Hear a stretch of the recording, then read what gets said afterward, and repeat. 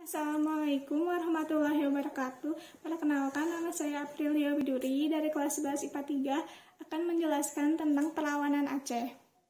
Perlawanan Aceh pertama kali di Cotpling.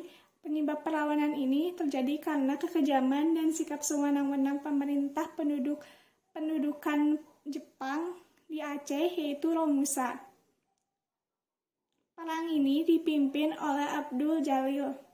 Abdul Jalil merupakan seorang ulama muda dan seorang guru mengaji.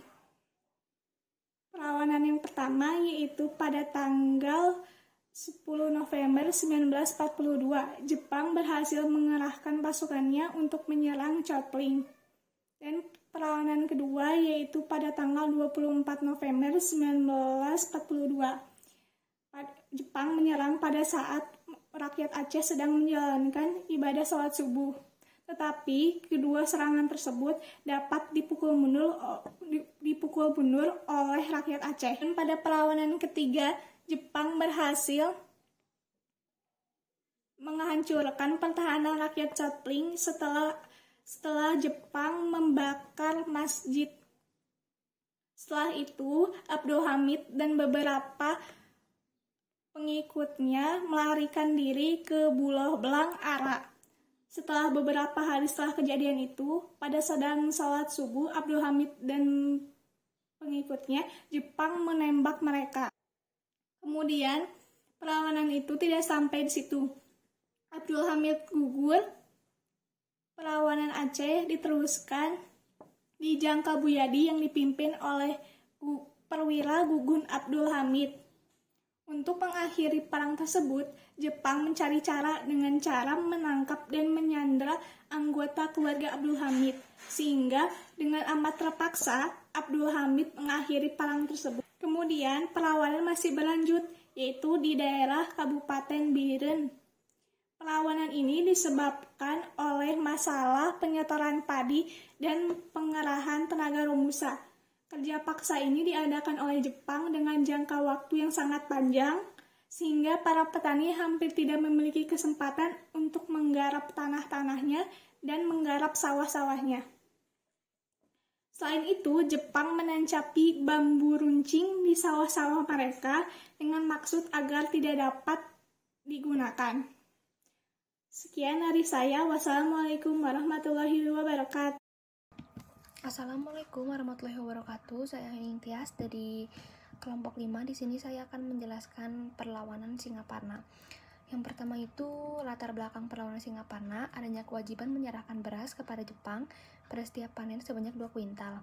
Lalu terjadinya penipuan terhadap wanita-wanita dan gadis yang dijanjikan akan disekolahkan di Tokyo, tapi malah dikirim ke daerah pertempuran untuk menghibur tentara Jepang. Lalu yang ketiga itu adanya upacara Seikerei. Nah, itu tuh merupakan latar belakangnya. Lalu ada perlawanan dari Singaparna. Kedatangan pemerintah Jepang ke Indonesia itu mendapat sambutan baik dan tidak bagi tokoh nasionalis Indonesia. Salah satu yang menentang pemerintah Jepang di Indonesia adalah beliau. Beliau adalah Kiai Haji Zainal Mustafa. Nah, beliau itu merasa tidak senang dengan pemerintah Jepang. Mengapa beliau merasa tidak senang? Karena beliau menganggap pemerintah Jepang itu terlalu egois dan memaksakan kehendaknya. Lalu ketidaksenangan beliau makin dalam ketika Jepang bertindak untuk mengawasi gerakan Kiai Haji Zainal Mustafa. Itu gerakan yang dipimpin oleh Kiai Haji Zainal Mustafa.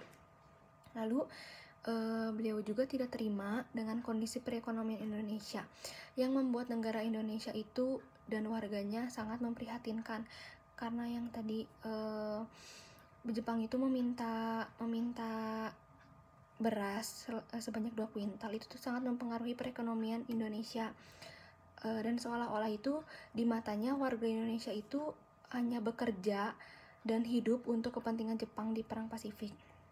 Lalu perlawanan di Singaparna itu di Tasikmalaya menjadi salah satu wilayah yang berhasil diduduki oleh Jepang. Pada masa itu, rakyat Singaparna dipaksa untuk mengikuti upacara Seikerei. Nah, apa sih upacara Seikerei itu? Upacara Seikerei itu merupakan upacara penghormatan kepada Kaisar Jepang dengan cara membungkuk ke arah matahari terbit. Dengan cara seperti ini, masyarakat Singaparna merasa sangat dipermalukan dan dilecehkan. Kan matahari terbit itu di Tokyo, jadi kita tuh harus membungkuk ke mereka kayak gitu. Lalu dengan cara apa perlawanan Singaparna itu? Yang pertama itu ada rakyat Singaparna di bawah Kiai Haji Zainal Mustafa menolak gerakan Seikere. Penolakan ini berdasarkan bahwa dengan rakyat Singaparna melakukan gerakan tersebut telah menduakan Tuhan yang mereka percayai, karena kan mereka menyembahnya ke sana, ke arah matahari terbit. Lalu yang kedua, Kiai Haji Zainal Mustafa keberatan dengan sistem pangan masyarakat yang semakin sedikit disebabkan besarnya stok permintaan pangan yang wajib disediakan warga Indonesia untuk keperluan perang Jepang. Lalu yang ketiga, pada tahun 1943, beliau melakukan kerjasama dengan Daidan Chomaskun yang seorang pemimpin Kesatuan Pembela Tanah Air untuk melakukan perlawanan kepada pemerintah Jepang. Karena tentara ke-16 Kekaisaran Jepang itu menduduki wilayah Jawa dan membentuk pemerintahan militer.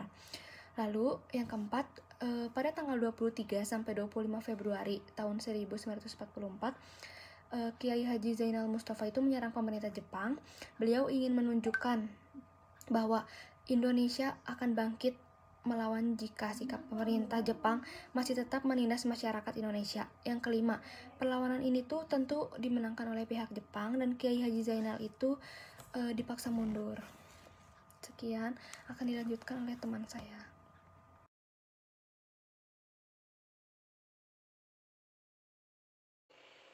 Yang ketiga adalah perlawanan di Indramayu. Penyebabnya adalah karena adanya kebijakan untuk menyerahkan hasil padi kepada Jepang secara paksa dan karena Romusa.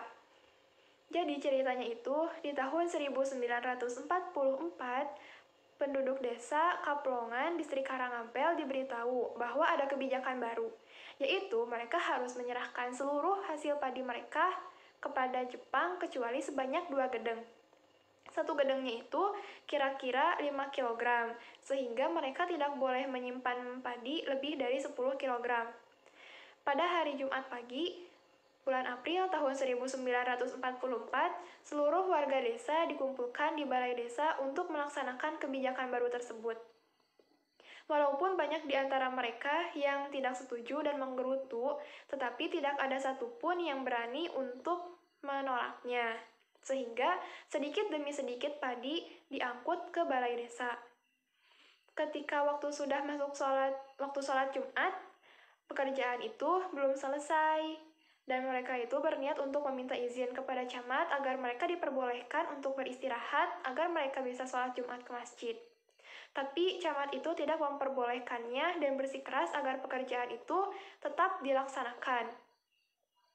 Oleh karena itu, rakyat menjadi marah dan mengambil batu kemudian melempar-lemparkan batu tersebut. Saat itu, camat pingsan dan ada 2 agen kepolisian yang meninggal. Dengan adanya peristiwa tersebut, para petani itu menjadi sadar bahwa mereka mau tidak mau akan menghadapi kekuatan militer Jepang.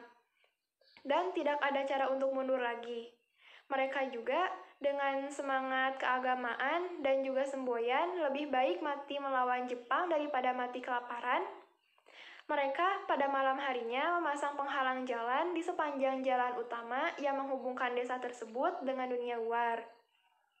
Pagi berikutnya, Jepang datang dengan menggunakan truk dengan tentara dan polisi dan menyingkirkan penghalang jalan itu.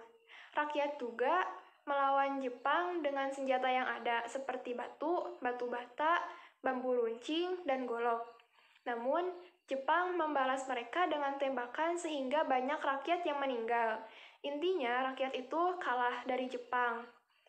Beberapa bulan kemudian, tepatnya tanggal 30 Juli tahun 1944, terjadi perlawanan lagi di desa Cidempet, Kecamatan Loh Bener.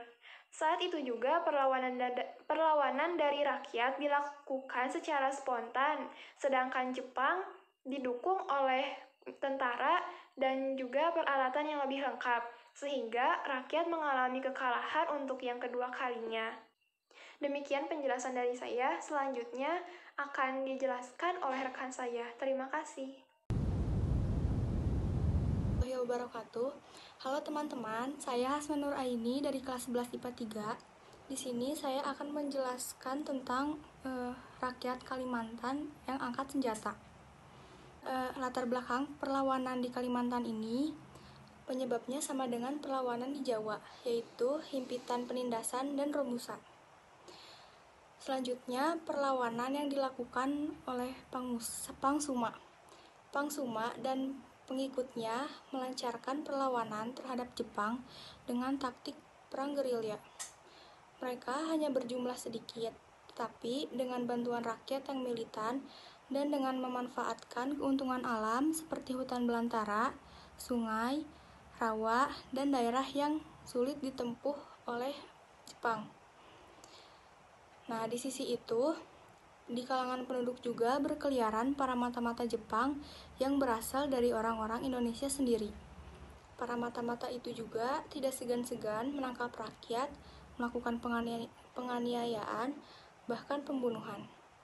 Adanya mata-mata inilah yang membuat perlawanan rakyat yang dipimpin Pangsuma di Kalimantan ini akhirnya mengalami kegagalan. Perkenalkan, nama saya Muhammad Rifan. Saya dari kelompok 5. Di sini saya akan menjelaskan tentang perlawanan rakyat Irian Barat.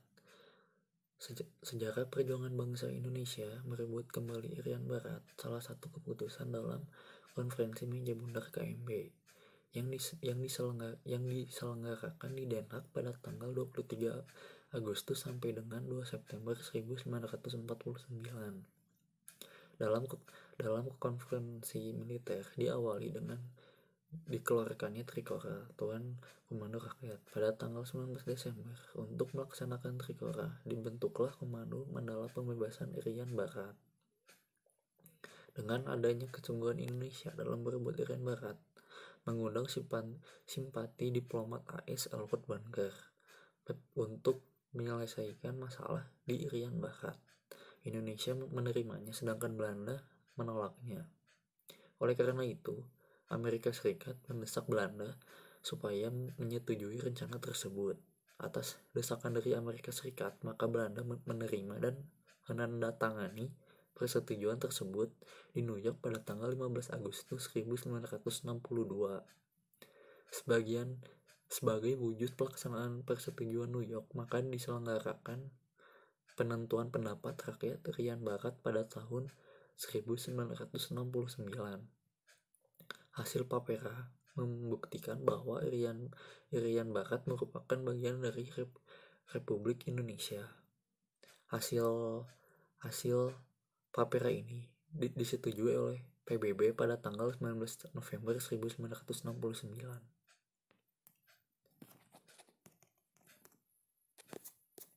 Bismillahirrahmanirrahim. Assalamualaikum warahmatullahi wabarakatuh. Saya Novan Siriaga dari kelas 11 IPA 3 dari kelompok 5 akan menjelaskan tentang organisasi PETA. PETA adalah pembela tanah air, didirikan pada tahun 25 Desember 1943 diketuai oleh Bapak Supriyadi. Beberapa perlawanan dari PETA yaitu di Blitar tanggal 14 Februari 1945 yang mengalami kekalahan, juga dipimpin oleh Bapak Supriyadi sendiri. Yang kedua di Mere, Aceh tahun 1944 yang dipimpin oleh Perwira Gluyugun T. Hamid. Lalu yang ketiga di Gumilir, Cilacap pada tanggal April 1945 yang dipimpin oleh Regu Budianko Kusairi. Pada tanggal ini, 25 April 1945, Jepang mengetahui rencana ini. Kusairi awalnya akan dihukum mati, tetapi digagalkan oleh sekutu.